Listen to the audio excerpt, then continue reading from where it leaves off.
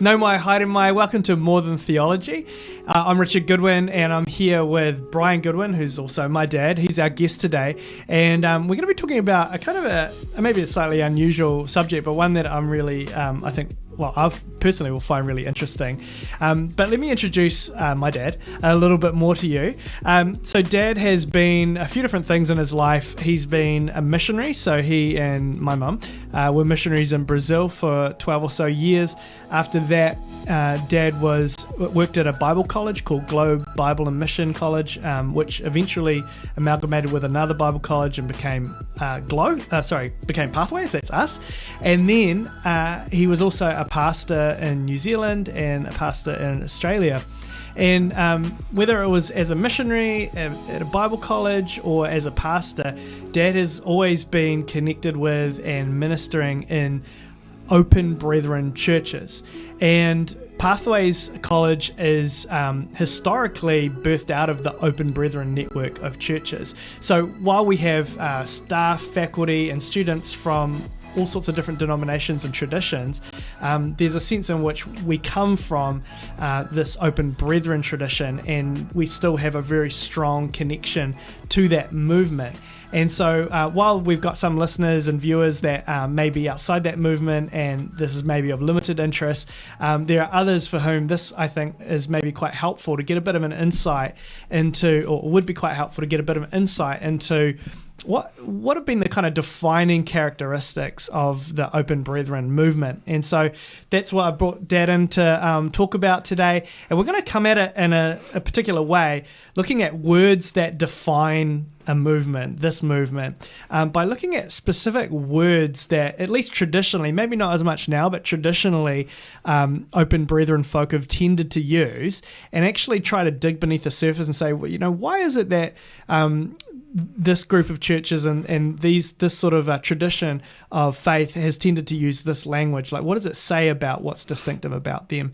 And like I said, Dad has been he's a dyed-in-the-wool Open Brethren campaigner from way back, and so that's why I've asked Dad to come in and talk about this. So, Dad, thanks for coming in. My pleasure. Thanks, Richard. Tell us a little bit about how you ended up in Open Brethren churches. There's a lot of bigger names, if you like, denominationally and so on. So how is it that you ended up growing up in and staying in Open Brethren churches? Well, it's a long story. I suppose it goes back to when I was born.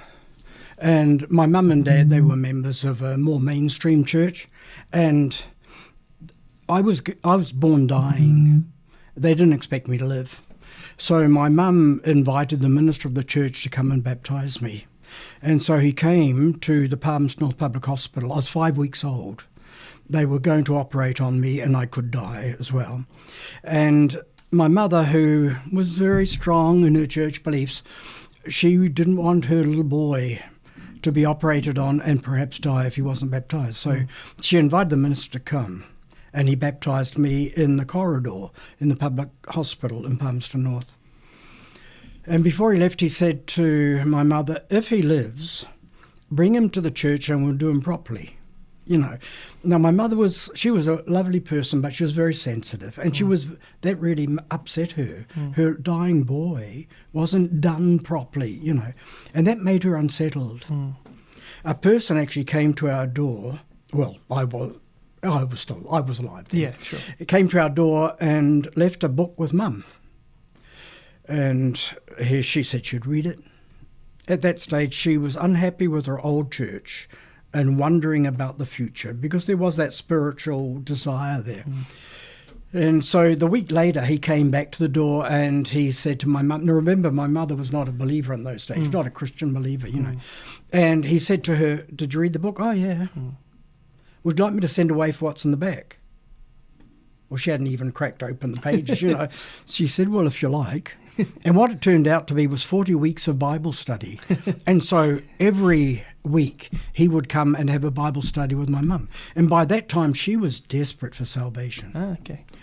There were a couple of brethren evangelists who came to Palmerston North. There was Enoch Coppin. He was a short, punchy, quite a feisty little preacher, but a good one. And James Clapham, who'd been a missionary in Palestine, as they used to call it. And they set up a tent on the corner of Featherston and Wood Street in Palmerston North, as they used to do in those days. They'd put up a tent. And my mother and the rest of my family, I suppose I was there, I just can't remember it, I would have been 4. They went along, and one night my mum and my 2 older brothers accepted the Lord. 3 months later, my father accepted the Lord. Christ invaded our family. It has an impact until now, because of that one decision that my family made. And very grateful for it. They were brethren people. They were brethren evangelists. In those days, there was a little bit of a revival, and a lot of people came to Christ in that tent. And so they set up a little church, meeting in a house in Burke Street in Palmerston North. And then it got too big for the house. And so they bought an old everyman's hut, Linton Army camp. It used to be used during the Second World War. They brought it and put it into Lyndhurst Street in Palmerston North. So for the first number of years, 14 years, I was 14 when I left, I was brought up there. It's you can go there now, Lyndhurst Street. It's still there, very simple kind of building. But it was there that I learned to love God. It was there that I learned to love the Bible, learned to love God's people, learned to love the gospel. Anyway, getting back to the story. That's how my parents accepted the Lord, you know. I remember telling that brief story once, and a good friend of mine afterwards, he said, "You missed out the main point." I said, "What was that?" He said, "Did you live?" You know. I didn't answer him, you know. But that's how we got involved, you know, because the Lord used the brethren evangelists, and I was brought up, and my whole family brought up in that environment. It's a good heritage, by the way. You know. Cool. Great. Well, let's press into that heritage a little bit and do it by, looking at some of the kind of characteristic words. Looking down the list, some of them are a bit kind of old-fashioned sounding, but there's some sort of value in them, and trying to understand, well, it wasn't just that people were trying to sound pious or what have you, but there was some sort of thought and rationale behind the kinds of words that people were using in the Open Brethren movement. But let's start with the label itself, Open Brethren, because one thing you've said to me off air, if you like, is that the label itself, Open Brethren, hasn't really been embraced a lot by Open Brethren people. It's often been a term that Open Brethren have avoided. So can you just explain that a little bit? When I was young, we avoided any denominational tag. Sure, yeah. You know, but we were given that name. It's very hard to live without a name. Yeah. And because people, right from the earliest days, would refer to each other as brother and sister, the name Brethren was given to them. So when I was young, there was still quite a big thing to talk about small b brethren and big B brethren. I was actually quite old before I realised brethren actually stood for brothers. Oh, right. You know, and I didn't even know that. Yeah. I did know that we were called brethren, and I was pretty embarrassed about that. I remember I was about 10, and it was the breaking of bread, and it was pretty boring for me. I was only young, and I was reading through the preface, you know, King James I authorising the Bible, and I came across an expression which is something like, "There are self-conceited and boastful brethren." And it's got, as they did in those days, the noun brethren had a capital B. Yeah. I was so ashamed, you know. And I thought, we're even in the Bible, you know. I didn't think that was good. But the word, of course, nowadays, it is very old-fashioned, brethren. And we are living in a day when it's very gender-specific. Yeah. When I was young, brethren would include the women, and no one would take umbrage at the fact that it was called brethren, you know. So it's very difficult, as I said, living without a name, and we were given that name, and then gradually there's been an acceptance of the name brethren. The word open refers to what we call the reception policy. We are open to every true believer in Christ. Right. So we are not exclusive. We don't exclude other people. Right. But if you love the Lord and are a genuine Christian, you're welcome. We are open brethren, you know. So that's the title, Open Brethren, you know. And, of course, the intention was really good because the only names that those people would normally take, this is part of the original idea, was you'd only take names that were used in the Bible of all believers, Oh, yeah. like Christian, like believer, like disciple. I think there are 5 names which are true. And so there would be the acceptance of names like that, and just gradually we began to accept the fact that, we're known as Open Brethren. And even when I was young, we'd say, I belong to the so-called Oh, Brethren. right. Yeah. So it's that tradition has passed. Yeah. Probably 30, 40 years ago. Yeah. Yeah. But it also represents something quite significant. We didn't want to exclude anyone who belonged to the Lord.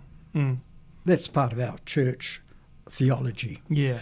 Whether we were good at it or not, that's another issue. Yeah, but of course. Yeah. originally, that's how it was. Yeah. If you belong to Christ, you are welcome. I might say more about that later. Yeah. That's good. It's interesting to hear you say that you were embarrassed about the name, because as you've touched on, it does sound old-fashioned, and it is gender specific, but you also said it's hard to live without a name, and I think that's the kind of dilemma that even for a college like Pathways is, if we want to sort of say, well, this is where we've come from denominationally, for want of a better word, because the Open Brethren is not really technically a denomination, but if we want to say that, we have to use this phrase that just sounds so old-fashioned and crusty, and it sounds like we're just sexist and all that sort of thing, but at the same time you need some kind of label, and so it's kind of tricky, but nevertheless we want to sort of dig beneath these kind of labels, these words, and just find what's the gold there beneath it, even if it sounds old-fashioned on the surface. So one of the words that I've got here is the word assembly. So Open Brethren churches have traditionally preferred the word assembly rather than church. So what's the rationale behind that? If you lived in the 2nd century and you pointed to a building and you said, what a beautiful church, it wouldn't make sense. They wouldn't know what you were talking about. It's a building, it's not a church. Right. In our culture, church usually means a building. Yeah. The New Testament word, ecclesia, means a gathering, a called out gathering of people, just an assembly.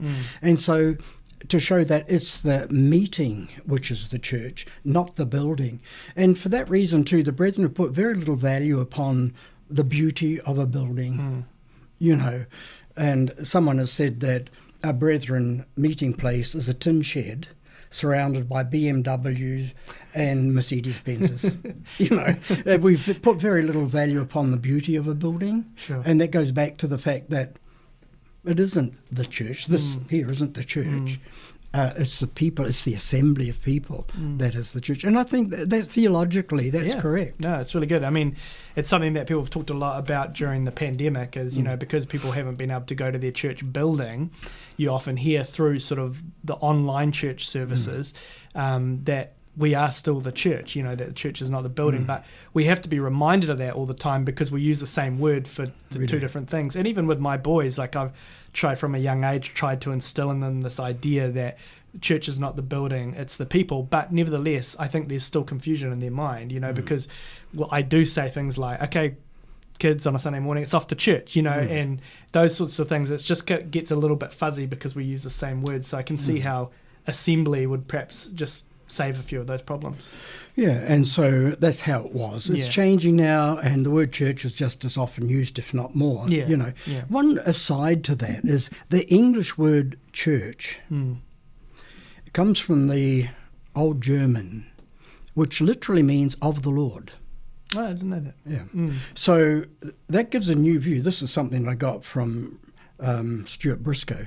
He said he used to be rather cynical about churches until he realized that the word church, its etymology is that it comes from of the Lord, and the church belongs to the Lord. And one of the characteristics of the Brethren movement is that we have a very high view of the local assembly, very high view of the local church. It's not a club. Yeah, sure. And so similar to assembly is this word meeting. So am I right in thinking that traditionally Open Brethren wouldn't say we're going to church or going to a service even, you'd say we're going to the meeting? Yeah, we'd never say going to church. I mean, it doesn't make sense. Yeah. I mean, if we're believers, we're in the church. How do you go to the church if you're in it? Yeah. So, and it is just a matter of words, but it actually depicts something deeper. No, it does, yeah. And that is, I'm a member of the church, but we're going to gather together, we're going to a meeting. And one of the funny things that develops is eventually if a person was in fellowship in a brethren assembly, we would say, are they in the meetings? Oh, yeah. You know, or they're in the meetings, and we knew exactly what it meant, you know, and it comes from this matter. And theologically, it is a good idea, you know. I'm always in the church. I belong to the church. I'll never not be part of it, but I go to meetings of the church. And so that's how the word meeting came to be. And that was common when I was young. I think I've heard people use the word gathering a bit in a similar way, maybe for similar reasons, but by far and away, you know, going to church just seems to be, like I said before, even with my kids, when I've tried to be quite deliberate about the kinds of words I use, inevitably those kinds of phrases come out that end up making it a little bit muddier. But I hear people saying things like, you know, gathering together as a church, and trying to kind of distinguish between church being the body of believers and the time and place that we get together to meet. Anyway, okay, so that's another one you mentioned about fellowship. So what's the phrase, what did it mean to be in fellowship traditionally? Okay. Yeah. Another characteristic of the brethren is that we normally don't have membership roles. We use the word member because it's convenient. Yeah. But right from the beginning, if you love the Lord, you're welcome to gather with us. We'll remember the Lord together. And so the movement began in Ireland, of all places, in Dublin. In 1828, 4 men met together and they said, why can't we meet together and just remember the Lord where 2 or 3 are gathered together, you know, without any human agency? And they did. And it began to explode. Yeah. So even today, there are probably something like 35,000 brethren assemblies in the world and growing very fast. For example, in Asia and Africa, the statistic that I read, and it's the last one that I have, between the year 2010 and 2014, the number of brethren churches grew 9%. So it's still a very dynamic movement in most parts of the world, you know. So, it's such a simple, it would think as an ad hoc movement, you know, it seems slapdash and all that kind of stuff, because it's so, but it's very transferable too, because you don't have to have anyone's permission to start, you know, if you love the Lord. But anyway, because every believer was welcome to come, if they wanted to have fellowship with us, which means they would come and they would become part of that group of people. They were in fellowship with us. Right. They're not just names on a roll. They were in fellowship. So that's a tradition that still continued, and there wouldn't, in fact, I can't think of a church that actually has an official membership process. There may be, I just don't know. Open Brethren churches. Open Brethren churches. And it does strike me too, just thinking about, you know, kind of contemporary equivalents of some of these words. It seems to me that fellowship, you know, we use you hear community used a lot, you know, to encompass that idea of sort of, what maybe in the past you would have said fellowship. Today you often say community, but this phrase in fellowship is sort of something else again. Tell me about the word or the phrase, the message. This was, in the past, you wouldn't say sermon so much as the message. Was there much of a reason behind that? Well, the word sermon is very churchy. Yeah, sure. And we didn't like to be churchy. Right. And it sounds dry as dust. And to me, it still does. Sermon. Oh, yeah. You know, whether there's any life in it or not, as long as you've got your paper there and you say words, that's your sermon. Right. We used to use the word message. Yeah.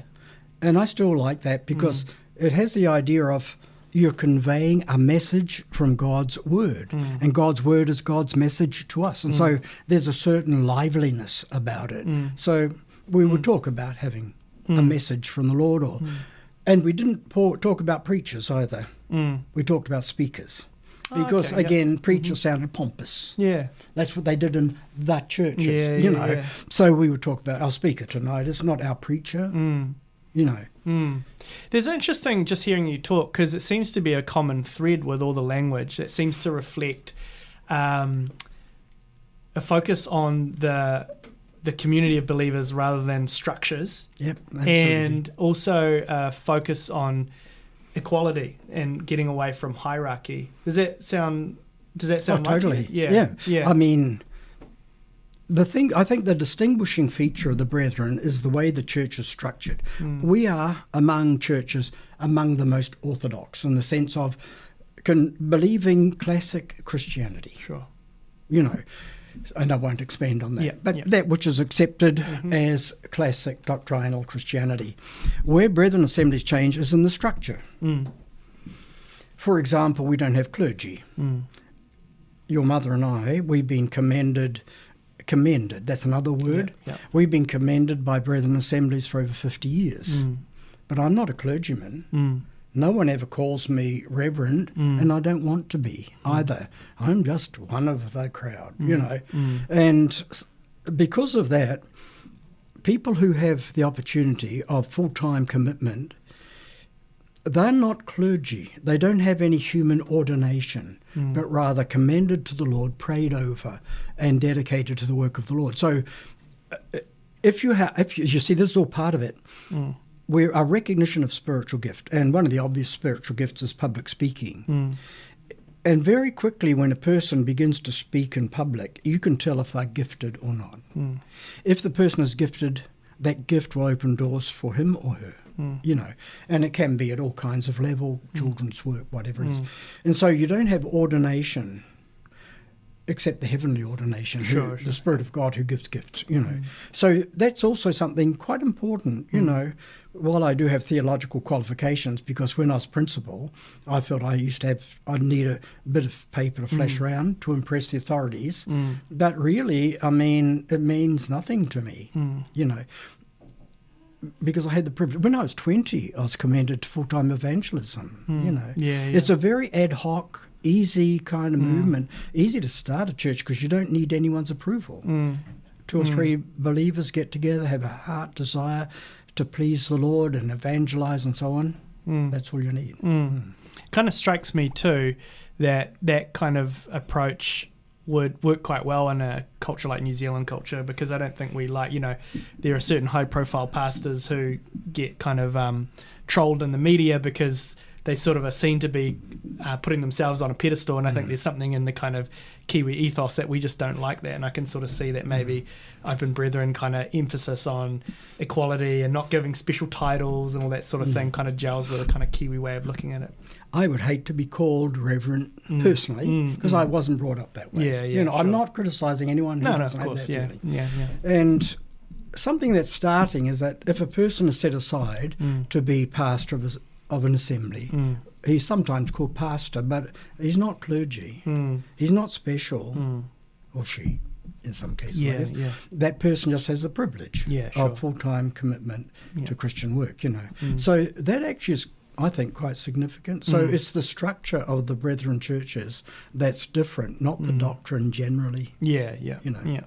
Are there other sort of peculiarly Open Brethren kind of words or expressions that you're aware of that we haven't talked about? Yeah, I think one is living by faith.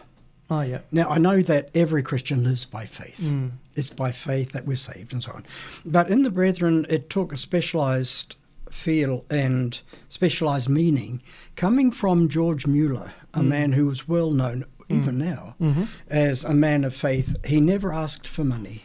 He prayed and the Lord gave him the money that he needed. When Gwenda and I were commended, not commissioned, commended to the Lord, we didn't even talk to our elders about finance. Wow. We didn't even think about talking to them. You just didn't do that. You trusted the Lord for your finance. And until I took a pastoral role, so for 35 years we lived that way, and the Lord provided what we needed. You got educated, and your brothers and sisters, you know, that kind of thing. The Lord provided what we needed in pretty dramatic ways sometimes. But things have changed. Sometimes as our churches have got bigger, we've got fewer in New Zealand now, but as our churches generally have got bigger, it's pretty hard to govern a church, to rule a church, if I can use those words, by committee. You need the manpower. If you want to do something new, you need people who've got the time, you know. So there are people who are set apart and have the time to do full-time work.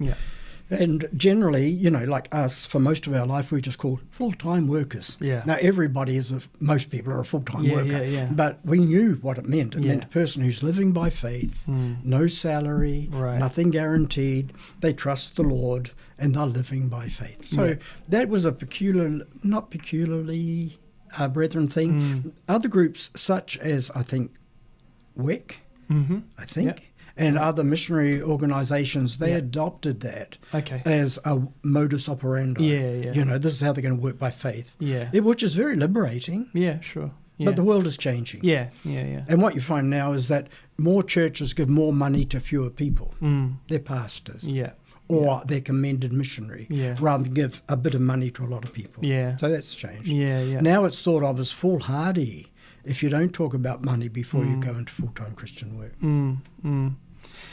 Oh, that's really interesting. I think, I've grown up hearing these kinds of words, and nowadays they do sound like they sort of have this old-fashioned kind of feel to them. But as we've talked about them and unpacked them a little bit, you can see that there's a lot of still contemporary relevance there. And I think, obviously, one of the facts of language is that language changes, it develops, it evolves, and words that were once useful acquire unhelpful connotations, and sometimes you need to refresh the language a little bit. And so probably less important than the words themselves are the meanings beneath them. And I think there's some really valuable meanings there that, and aspects of philosophy or ethos perhaps that are worth preserving, even if we label them and give them different words or language around them. So that's been really helpful, Dad. So thanks for being here and giving us the benefit of your